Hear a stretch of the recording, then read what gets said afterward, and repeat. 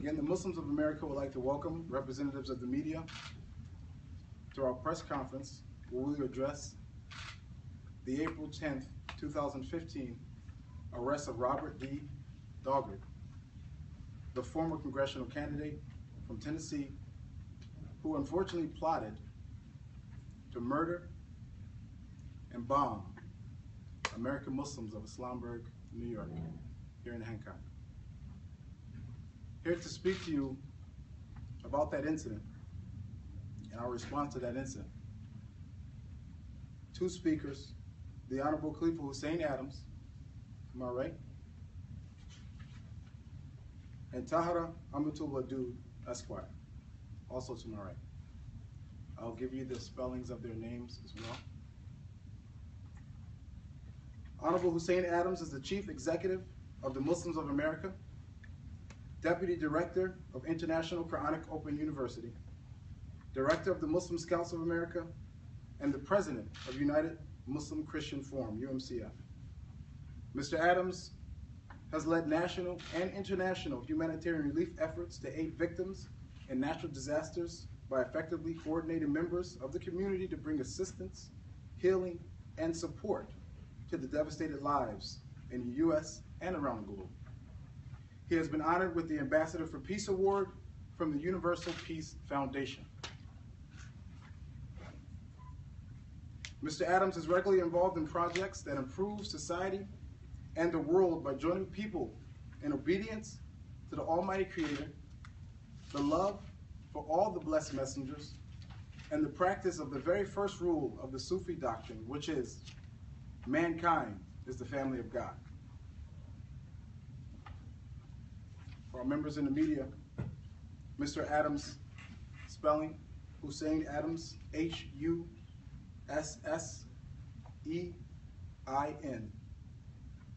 Adams, A-D-A-M-S.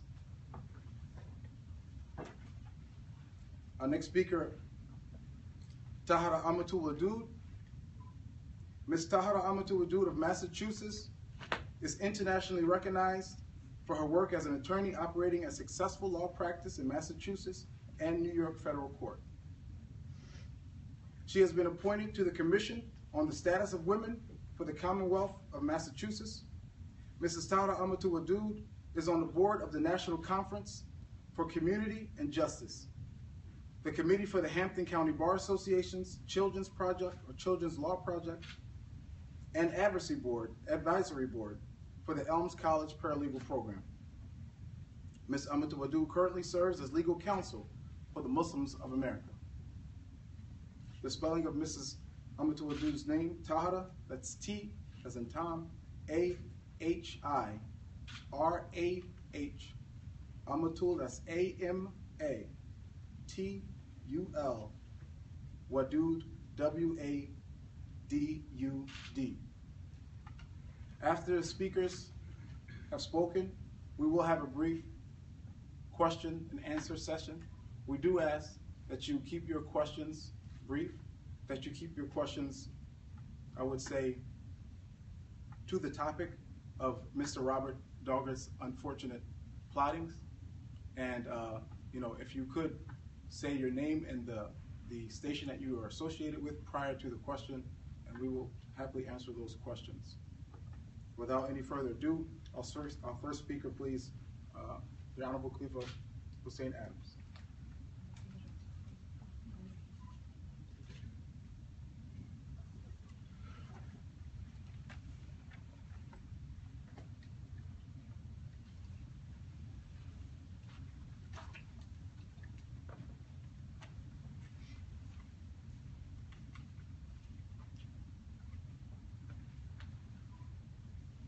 Good afternoon. I would like to thank you all for attending our press conference being held here in Binghamton, New York. I first begin in the name of the Almighty Creator, Allah.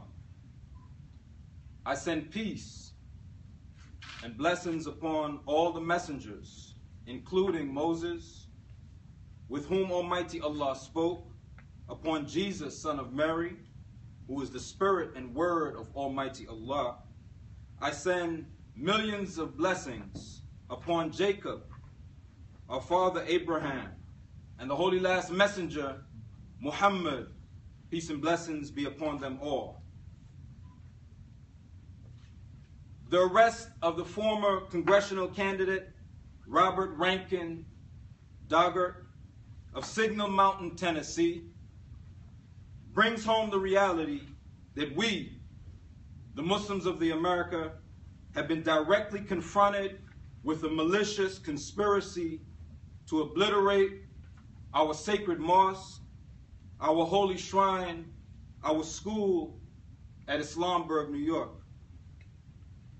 Doggart's evil plot served to destroy our safety and security by terrorizing us in an attempt to launch the country into civil strife. The FBI has assured us the plans of Doggart were foiled. But this trend of Islamophobia did not start, nor will it end with him. His accomplices, his sympathizers remain unknown to us. The rise in the multi-million-dollar business of hating Islam is leaving a trail of victims in its wake. Our community members are afraid to go to their jobs. Professional doctors, lawyers, engineers cannot effectively serve the people in the cities in which they work. Our children are frightened, they sleep interrupted. Our community has been traumatized. As Americans, we have the right to our religious freedom to be secure and safe in our homes. Instead, we have been forced to keep our children home from school and to ensure their safety, and have called on law enforcement, which has provided round-the-clock security for our community. Over the last year, we have reported numerous instances of unwelcome visitors, trespassers, and even shootings disrupting the peace and serenity of our private communities. In December 2013, an individual by the name of Joshua Allen Casey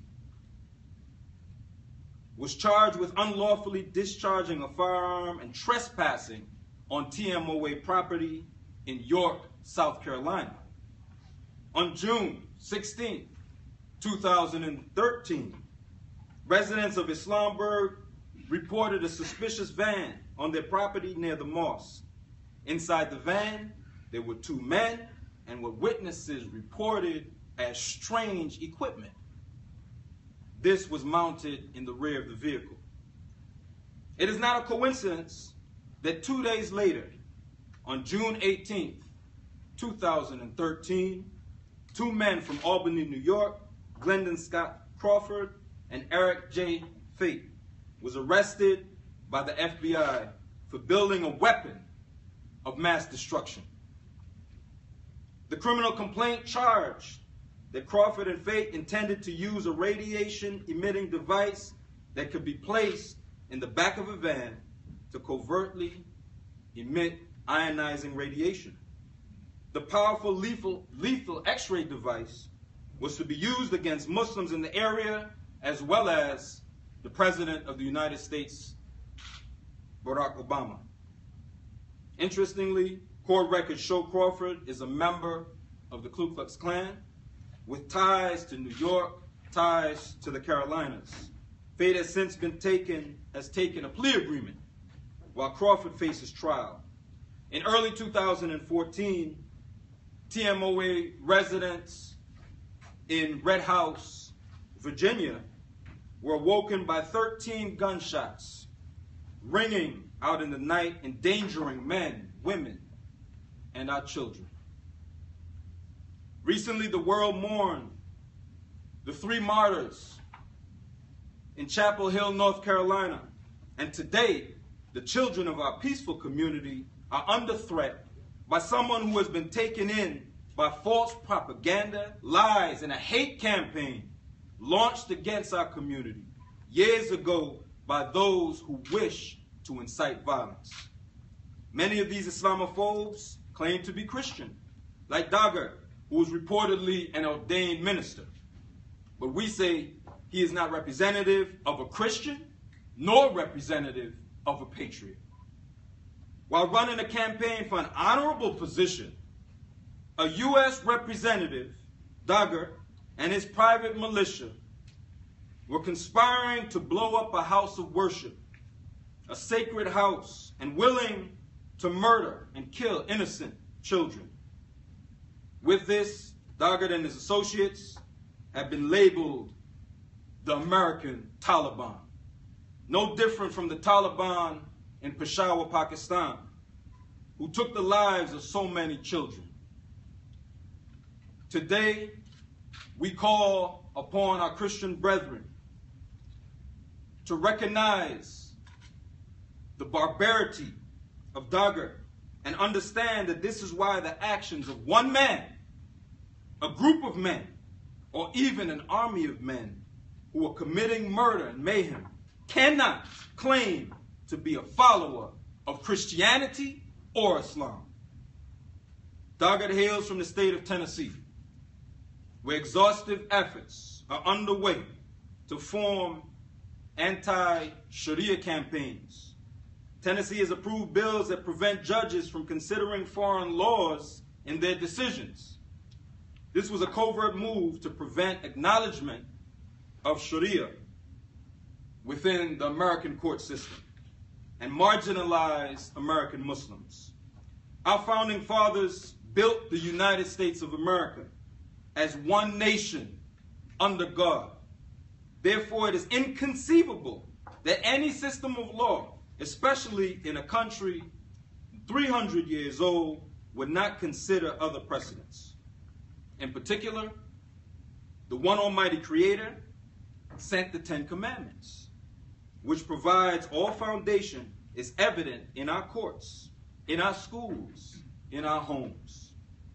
That being said, you may be surprised to learn that the American Constitution already enforces Sharia, because Sharia is the upholding of the basic rights as seen in the social services programs in the United States and have been derived from laws found within Sharia. America already has Sharia, but not Islam. And in contrast, many so-called Islamic countries have Islam, but no Sharia instituted. These types of activities are designed to malign the religion of Islam, to convince millions of Christians in America that Islam holds enmity towards Christianity. The world should know that there is no other book or evidence in existence in the world that clarifies the position of the Blessed Mary. Peace and blessings be upon her, except Holy Quran, in which chapters are dedicated that declare that she was a virtuous, pious virgin who gave birth to Jesus. Peace be upon him, and the angel Jibreel, or Gabriel, blew on her. Therefore, Jesus, son of Mary, is called the Spirit and Word of the Almighty Creator. And we believe that indeed he is expected to return. What has Doggart learned from Jesus? Peace and blessings be upon him, who said that if someone hits you on one cheek, you should turn the other, and let him who is without sin cast the first stone. How can that man claim to be a minister of the Church of Jesus? The Muslims of America has been a leader in interfaith dialogue with Christians through our organization, the United Muslim Christian Forum, which has led to good, ideal relationships. In UMCF documentaries, you can see the videos of the peace rallies that we have held. Additionally, through UMCF, we celebrate with our Christian brethren both the birth of the Holy Last Messenger, peace and blessings be upon him, and the birth of Jesus, son of Mary. What is so strange about our community? That we face such animosity There are many communities living in the mountains self-sufficiently. The Amish, the Quakers, the Mormons, and so many others. The Muslims of America primarily consist of indigenous African-American Muslims whose fathers, grandfathers, and great-grandfathers helped build this country. We love our country, and we are prepared to protect the Constitution and our religious rights, religious freedoms, under the full extent of the law. We have revived the religion of faith in the Almighty Creator, with social and moral values, family values, many of which are disintegrating in Western society. On Islamberg, you will find parents. You will find parents living with their children, with their grandchildren, children looking after their parents until their old age and until they, their last time. The Muslims of America consist of 4 generations of American Muslims. We are veterans. We are veterans who have served in the armed forces. We are your doctors. We are your lawyers. We are your teachers. We are your social workers. Our community members are true patriots, unlike the private militia that Doggart chose to recruit for his terroristic act against peaceful Muslims and the village of Islamberg. These private militia claim to love America. But in fact, they're committing treason against their own country with plans to overthrow the government and start another civil war. If you love America, why did you not intervene when America was pushed into World War II and hundreds of thousands of innocent men lost their lives? Why did the private militia not try to save America when the country was being pushed into the Iraq War? This was based on a lie. A lie, as we all know, about weapons of mass destruction. Why have you kept so quiet when our so-called allies attacked the USS Liberty and so many people died? Where's your outrage that a full investigation has never been done regarding the destruction of the World Trade Center on the tragic day of September the 11th? Our Muslim scouts were there at Ground Zero, assisting and aiding as first responders. 100 scouts were dispatched immediately to help rescue the victims. When the catastrophic flood hit New Orleans and Louisiana, our members were there. Our members were there looking after the victims. Right here in Binghamton, New York, the Muslims of America responded in 2006 to help our neighbors after a devastating flood, contrary to the misinformation repeated on the internet that have proven false 100 times over. We are servants of America and very active in national and international humanitarian efforts. We have already had a news organization complete and an independent investigation to disprove the lies.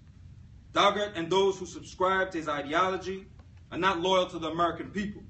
As American Muslims, we have not done anything wrong or committed any crimes against our country.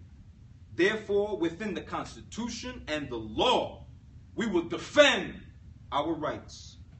We ask the court to revisit the charges, to include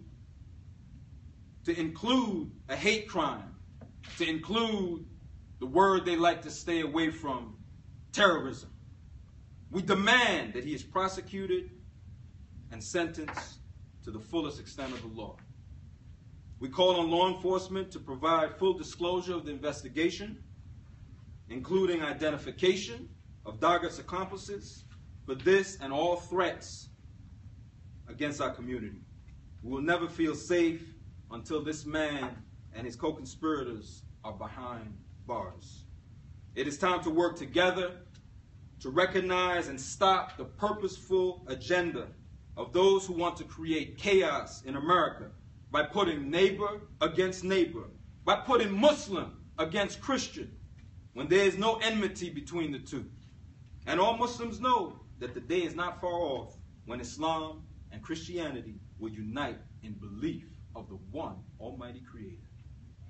As for Doggart, if he has a grain of honor in him, he should know he is being debased throughout the world and has been declared a terrorist and conspirator against his own government. This is treason. I thank you very much, and God bless you all.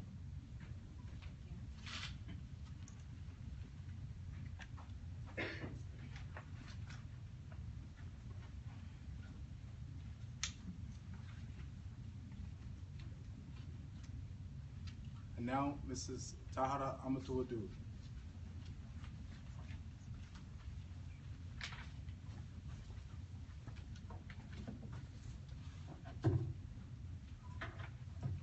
Good afternoon, everyone. Greetings. Assalamu alaikum. Thank you for being present today. On April 10th, 2015, the FBI contacted Islamberg officials and informed them that there was a threat and an arrest of Robert R. Doggart. Mr. Doggart was charged with 3 counts of felony charges. Those counts being the count of solicitation, the count of intentionally defacing, damaging, or destroying any religious real property because of the religious character of the property, or attempting to do so. And finally, he was charged with transmitting in interstate or foreign commerce any communication containing any threat to injure the person of another. Mr. Doggart has since offered a plea agreement. On April 24th, that plea agreement was submitted to the federal court in Tennessee, and it is awaiting acceptance by the federal court there. You cannot imagine, and Mr. Adams has detailed, but you cannot imagine the level of disruption Mr. Doggart's threat has caused the families of Islamberg. Between April 10th and May 11th of 2015, our communities have felt the repercussion of Mr. Doggart's solicitation. The solicitation included invitations throughout this country to join his militia and come and to hurt the Muslims living in Islamberg. Even though he was arrested, we believe that his cohorts have still been at work. Our communities have been approached by individuals claiming to be military individuals coming to the property of Islamberg in trucks, getting out of their cars, looking over the property, digging around the mailbox, and when approached, they drive off, making loud noises and screeching away. Our children are prohibited from going to that area of the property now because you never know who's going to be there. In other parts of the country, including South Carolina and Tennessee, the residents report similar occurrences. It is frightening and it is unfair. And as Mr. Adams has said, we don't know the identities of his cohorts. On April 22nd, 2015, Islamberg residents received a death threat in the form of a letter written and addressed to the community, wherein the individual has stated that they would hit the property, the children should be removed from the property, and that they were taking this very seriously, this threat that they believe that the Islamberg residents caused to the United States, and that was a baseless fear. However, in light of the individual, Mr. Doggart's arrest, this letter has come at an inopportune time and continues to frighten and unnerve the individuals living in Islamberg and other Muslims throughout this country. Today, a neighbor, a woman who is local to the Roots Creek Road area where Islamberg is located, drove to the property. She draped herself in a scarf and said that she was coming to stand with the Muslims in solidarity. She was not Muslim. She was a Christian, and she identified herself as Margaret. And she said that she had heard about this threat from watching the news. Now, you know that one of our main complaints is that this story has not gotten a lot of attraction. But because you all are here and you've been following our writings over the past weekend, it has gotten a lot of attention since then. And this woman was watching the news yesterday, and it compelled her to come and to stand in solidarity with us, and that put a smile on the faces of the women, the children, and the men living in Islamberg. And it sent us here to address you feeling good and confident in the work that we're doing and the work that you all are doing. We have been working collaboratively with the U.S. Attorney's Office and the FBI. And as excellent as their work has been in prosecuting, investigating, and researching these charges and these incidences of criminality directed towards our community, we understand that there are instances that they cannot discuss with us, and they claim that it's because of ongoing investigations. Their hands may be tied, whereas ours are not. We can and we will come and address you. We will share with you the information that we have, and we will give you enough information to do the jobs that you want to do, and that is to be transparent and to hold our government accountable for transparency with what has taken place on the United States soil.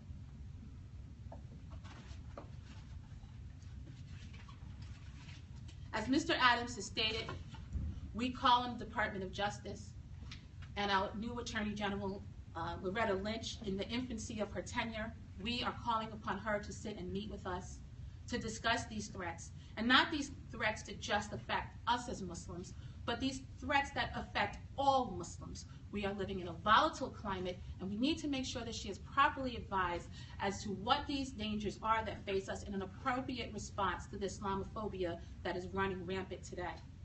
We will be appealing to our Congresspeople to intervene and to help us establish an audience with Ms. Lynch and any of her designees.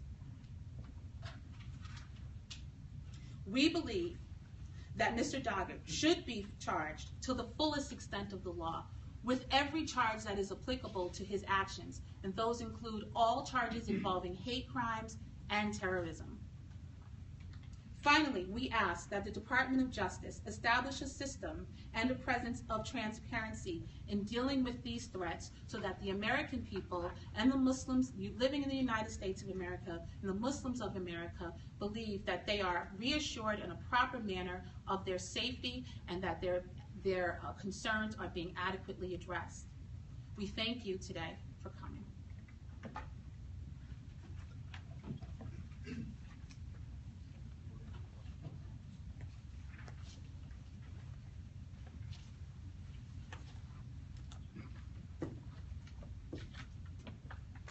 Again, we do thank you for coming. And now we're going to have a brief question and answer segment. Again, if you pose a question, please state your name, your affiliation, news channel or media, respectively, and who you're posing your question to. Would you like to stand for questions?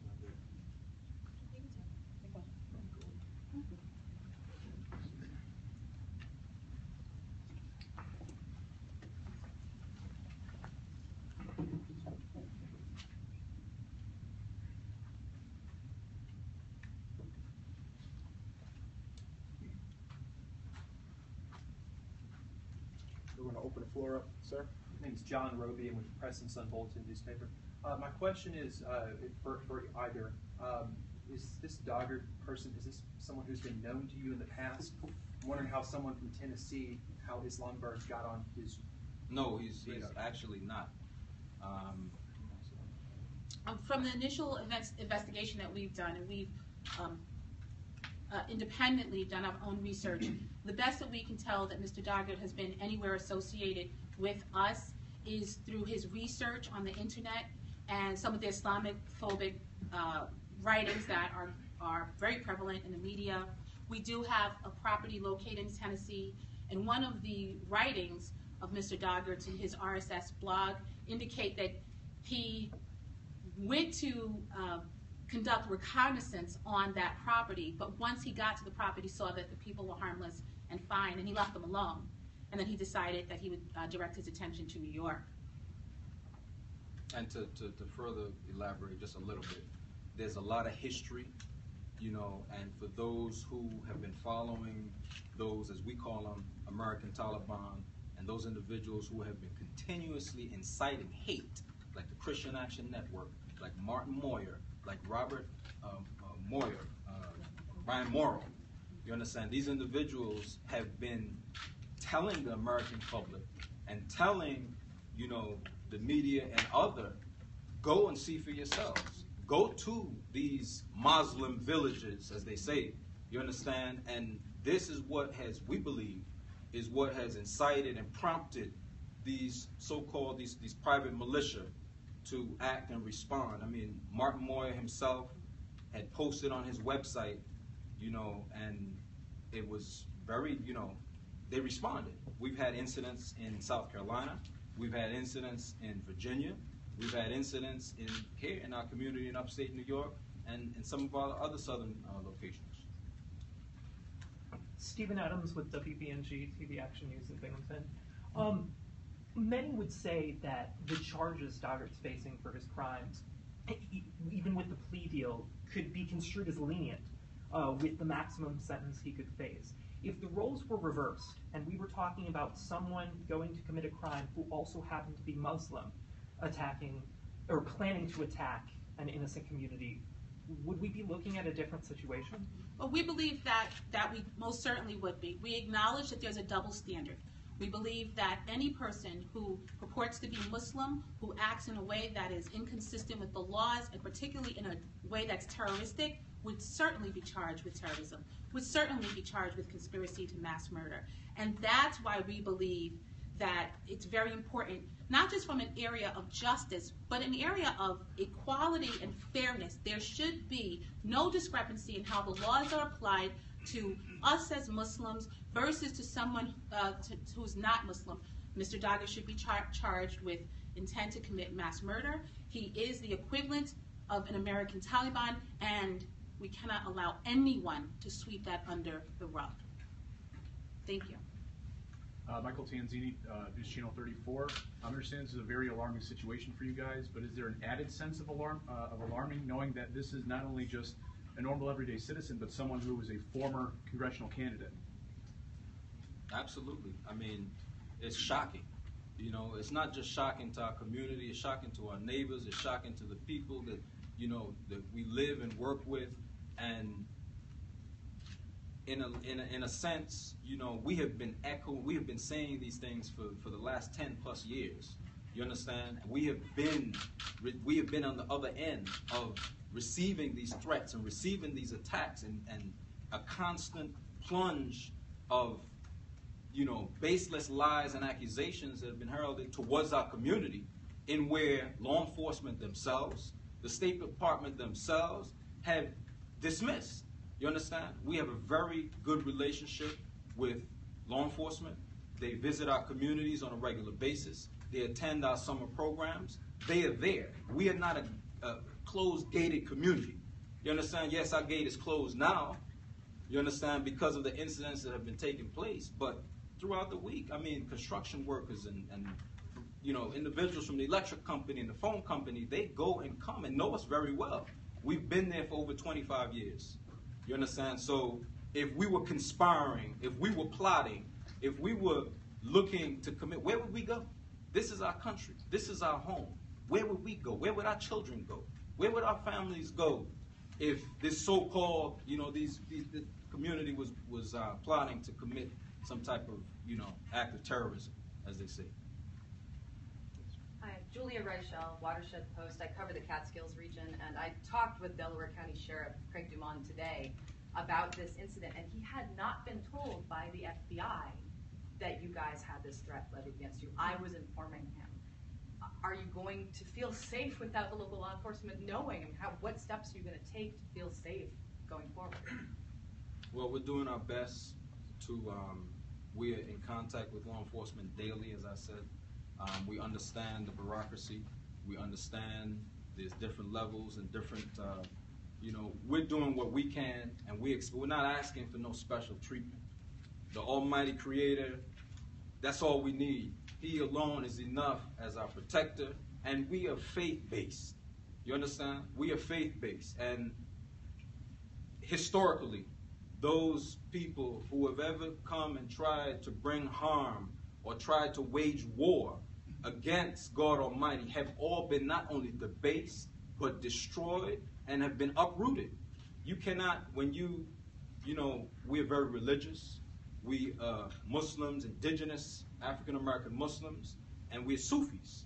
We follow the teachings of Sheikh Abdul Qadir Jilani of Baghdad, and we're peaceful. But at the same time, we're not just sitting ducks. We have worked to build up, to raise, to reinforce the foundation in this country. In the back there. Vince Briga from Time Warner Cable News. Could you just talk about the community's kind of reaction to when they discovered the news of today? Well, as was mentioned in the statement that was given, it's alarming. You know, it's quite alarming, and you know, we have over 100. You know, we have children within our community, and we have youth. We participate and are very active in all of the local sports and sport teams: basketball, football, baseball, softball. You understand? So we're known. You know, if you go to our neighbors and those in the Deposit, Hancock, and that surrounding area, they'll tell you who we are. They've been there, and they don't like when outsiders come in and try to tell the story. So, it was quite a shock, you understand? And it's not something, I know that, it's not something that we can just keep hush-hush, you understand? Yes, this story has been suppressed, you understand? I mean, look, you guys responded. You guys are here. We're CNN. You know, we're the major news stations that if the tides would turn, they would be here. They would expose. They would turn every right. They would make sure and see to it. I mean, you could flipping the channels, it'll be the same story. Day after day after day after day. We all know that. You know, so again, we're working hard as you know, our attorney here said, and we also have our second attorney, Tahara Clark, and Khadija Smith is, you know, assistant chief executive of our organization as well, and we thank you. Yes, sir. Ali Johnson, the Islamic Post. In reading the 9-page criminal complaint, I can see that there were multiple co-conspirators from Texas to South Carolina. Has law enforcement given you any assurances that these co-conspirators are not still aiming to target Islamberg or your other victims? Thank you for that question.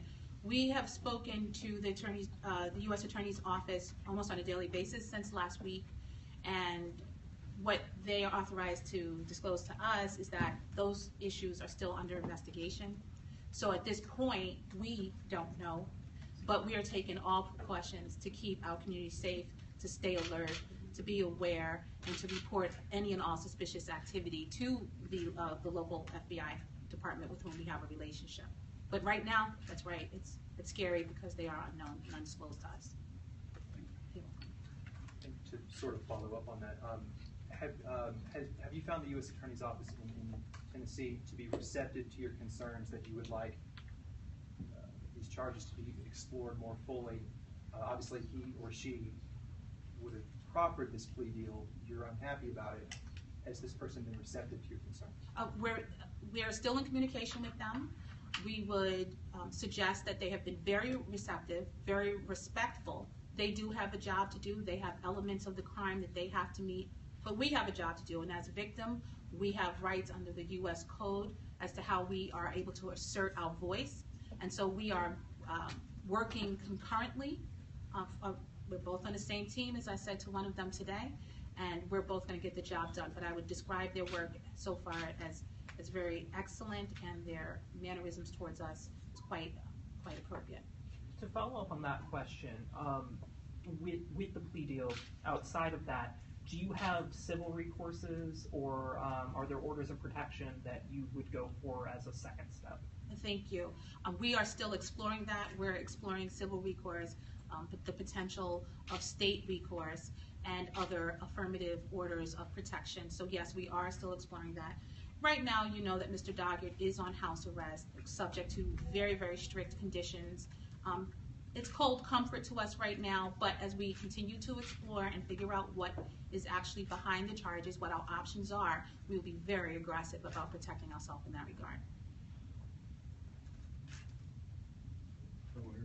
Yes, sir. Roger Neal, WMBF Radio. Question you mentioned in opening statements, concern of professionals of the community going out, doctors, lawyers, etc. How much of a concern is there away from the actual village as far as the safety of those people? In many cases, as you said, professionals and working in the community. And then secondly, if in this case, Doggart is not from this area, what's the overall feeling? If you can comment on this particular area versus people who may come in from 1,000 miles away or whatever, and what can the community here do if people like that are coming in even unbeknownst to anybody here? What do we do? Well, as Mr. Adams said, our neighbors, you all, the locals, they recognize who are the outsiders, and they do not like it. So what we have tried to do, and what we tried to do over the years that we've been here, is to establish close relationships with those individuals so that if and when they're approached, they report to the FBI, they report to the state police that they've been approached about our community, whether it's about a threat or about a concern. So our number one proactive step is to build good, strong, warm relationships with our neighbors. Many of our professionals do work in the surrounding city here in Binghamton, and in terms of whether they feel threatened for their safety, I would say that it's not quite a level of a safety threat as much as it is just asking them, are you okay? What's going on? What can we do to support you? Because again, our professionals have warm relationships with their colleagues and their co-workers, and so we believe that they will look out for us and they will protect us, but we have to be vocal and transparent with what we are facing as victims and not hide it. To add to that point, one of the things that is extremely alarming is the fact that, as you said, some of the threat has come from so many miles away, and there's much that we are unaware of. And to explain the level of alarm that the community is facing right now, it's pretty bad. It's bad because you can identify certain things in the community when people drive by and they may shout out the window and say certain things, but to be informed on April 10th that someone from thousands of miles away was plotting. And they weren't just plotting with people in Tennessee, they were plotting with individuals in South Carolina, where the Muslims of America has a village. They were plotting with an individual in Texas, where we're told that he was a confidential source. But as was stated earlier, we don't know who these people are. So there is still a level of insecurity. We're trying to do what we can to deal with that, but we cannot negate that insecurity still exists. Ma'am, could we get the spelling of your name, please? Actually, we have the same first name. Oh. So my first name is T-A-H-I-R-A-H, middle initial H, and my last name is Clark, C-L-A-R-K. Thank you. And legal counsel as well. Yes.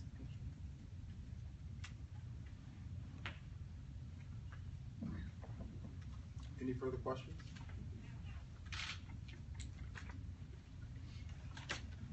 Thank you all.